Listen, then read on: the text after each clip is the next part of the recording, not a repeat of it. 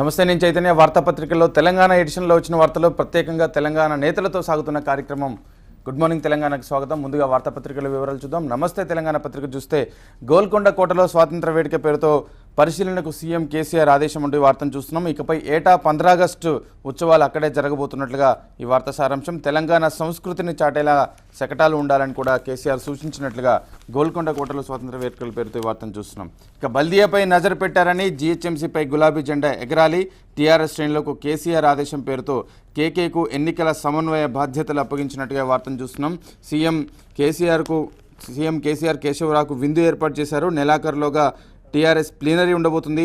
ఆలోపే జిల్లా కమిటీలు భర్తీ కూడా అవుతున్నాయని, జిల్లాలో పార్టీ నిర్మాణ బాధ్యతలు హరీష్కు అప్పగించారు. విందుకు హాజరైన వైఎస్ఆర్సీపీ నేతలు రేపో మాపు గులాబీ దళంలోకి గట్టు, జనక్, విజయారెడ్డి పేరుతో ఈ వార్తను మనం చూస్తున్నాం. ఇక చరిత్ర సృష్టించిన కశ్యప్ పేరుతో 32 ఏళ్ల తర్వాత ఈ ఘనతను సాధించిన భారత షట్లర్గా రికార్డు సాధించారు.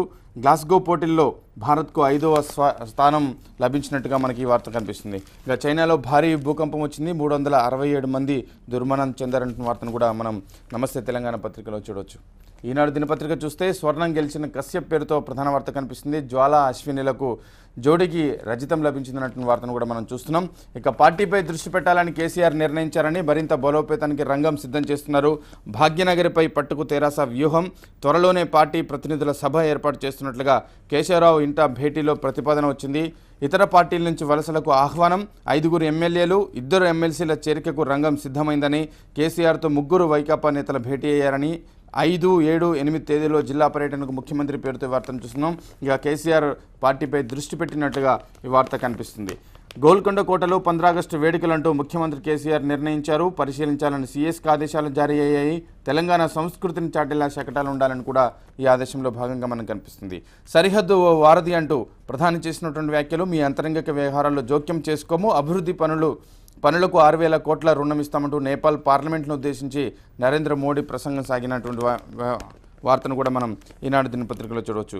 ఇక పరిశ్రమలు నేరుగా ఏర్పాటు చేసుకోవచ్చు, అనుమతులు తర్వాత అయినా తీసుకోవచ్చు అన్నట్టు వార్త. సమగ్ర ప్రతిపాదనకు ప్రభుత్వం ఆమోదిస్తే అవకాశం కలుగుతుంది. తెలంగాణ ప్రభుత్వ కొత్త పారిశ్రామిక విధానంతో వెసులుబాటు కలగబోతున్నట్టు మరొక వార్తను కూడా చూస్తున్నాం.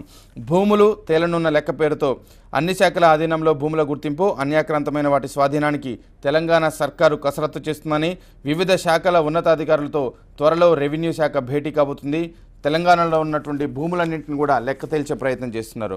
ఇక కృష్ణా బేసిన్లో 2 కొత్త ప్రాజెక్టులు రాబోతున్నాయి. వరద నీటి మళ్లింపుతో చేపట్టాలని తెలంగాణ ప్రభుత్వ యోచనగా ఉండగా, డిపిఆర్ల రూపకల్పనకు నిధులిస్తూ ఉత్తర్వులు కూడా జారీ అయ్యాయి.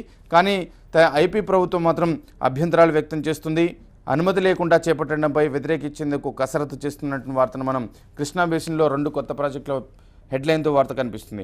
ఆంధ్రప్రదేశ్లో 14 విమానాశ్రయాలు నిర్మించబోతున్నారని, ద్వితీయ, తృతీయ శ్రేణి నగరాల్లో కూడా ఏర్పాటు జరుగుతుంది. పుట్టపర్తి వద్ద విమానాల సర్వీసింగ్ కేంద్రం, చంద్రబాబు సమీక్ష పేరుతో ఈ వార్తను మనం చూస్తున్నాం. ఇక 2 సీఎంల ముఖాముఖి ప్రయత్నిస్తున్నానని ఎంసెట్ కౌన్సిలింగ్పై గవర్నర్ను వ్యాఖ్యానించారన్న ఏపీ ఉప ముఖ్యమంత్రుల పేరుతో మరొక వార్త. జలకళతో విద్యుత్ వెలుగులు, శ్రీశైలంలో 2 వైపులా విద్యుత్ ఉత్పత్తి ప్రారంభమైంది. ఎగువన నిండుగా జలాశయాల పేరుతో ఈ వార్త మనకి ఈనాడు దినపత్రికలో చూడవచ్చు. ఇక ఆంధ్రజ్యోతి దినపత్రిక చూస్తే, జెండా పండగ గోల్కొండపై అంటూ ముఖ్యమంత్రి కేసీఆర్ నిర్ణయించిన వార్త ప్రధానంగా కనిపిస్తుంటే, కనకశ్యప్ పేరుతో ఫినిషింగ్ టచ్ అంటూ కశ్యప్ విజయానందం పేరుతో మరొక వార్త. గ్రేటర్ పీఠం కోసం టీఆర్ఎస్ ఆకర్ష్ మంత్ర అంటూ టీఆర్ఎస్ నిన్న వైఎస్ఆర్సీపీ ప్రతినిధులతో భేటీ గురించినటువంటి వార్తను గ్రేటర్ పీఠం కోసం టీఆర్ఎస్ ఆకర్ష్ మంత్ర పేరుతో కనిపిస్తుంది. ఇంకా రియల్ అక్రమాలకు అడ్డుకట్ట అంటూ త్వరలో నియంత్రణ బిల్లు అంటూ కేంద్ర మంత్రి వెంకయ్యనాయుడు చేసినటువంటి వ్యాఖ్యలు చూడవచ్చు. రైతును బ్యాంకులు ముంచాయంటూ పెట్టుబడి రాయితీ, బీమా పరిహారం, అప్పులకు జమ పేరుతో మరొక వార్తను మనకు కనిపిస్తుంటే, ఒక్కటే రాజధాని ఉండబోతుంది, పలు ఉపరాజధానులు, హైదరాబాద్ పొరపాటు మళ్లీ జరగొద్దని, అభివృద్ధి వికేంద్రీకరణ జరగాలని ప్రాథమిక నివేదికలో శివరామకృష్ణన్ కమిటీ చేసినటువంటి వ్యాఖ్యలు కూడా మనకి ఆంధ్రజ్యోతిలో చూడవచ్చు. ఇక వీళ్ళ ఐడియా బంగారం గానంటూ స్మగ్లర్ల అడ్డాగా శంషాబాద్ ఎయిర్పోర్ట్ మారింది. సిబ్బందిని ప్రలోభ పెడుతున్న స్మగ్లర్లు, కొచ్చిన్ తర్వాత స్థానం శంషాబాద్దే, ప్రభుత్వ ఖజానాకు భారీ కండి ఏర్పడుతుంది. ఇప్పటి వరకు 130 కిలోల పైగా స్వాధీనం చేసుకున్నటువంటి వార్తను మనం ఆంధ్రజ్యోతి దినపత్రికలో చూడవచ్చు. ఇక సాక్షి చూస్తే, ఎంసెట్ అయ్యానంటూ ఎంసెట్కి సంబంధించిన వార్త. ఎంసెట్ అయ్యానంటూ నేడు సుప్రీంకోర్టు ముందుకు ఎంసెట్ వివాదం రానుంది. ఉన్నత విద్యామండలి చట్ట విరుద్ధం అంటూ గవర్నర్ ఏపీ ముఖ్యమంత్రుల ఫిర్యాదు కూడా చేశారు. న్యాయం చేయాలని వినతిని సుప్రీంకోర్టు ముందుంచారంటున్న వార్త. ఎంసెట్ గురించి ఏం తెలియబోతుందో మరికొద్ది సమయంలో తెలిసే అవకాశాలు కనిపిస్తున్నాయి. ఇక చైనాలో భూకంపం 367 మంది మృతి చెందారన్నటువంటి వార్త. గోల్కొండలో జెండా పండుగ, విహారయాత్రకు సంబంధించినటువంటి ఒక అస్వస్థతకు సంబంధించిన మరొక వార్తను కూడా సాక్షి దినపత్రికలో చూడొచ్చు. ఇవి వార్తాపత్రికలో ఉన్న వివరాలు. ఇప్పుడు చిన్న బ్రేక్ తీసుకుందాం. బ్రేక్ తర్వాత వీటిపై చర్చిద్దాం. చూస్తూనే ఉండండి TV1.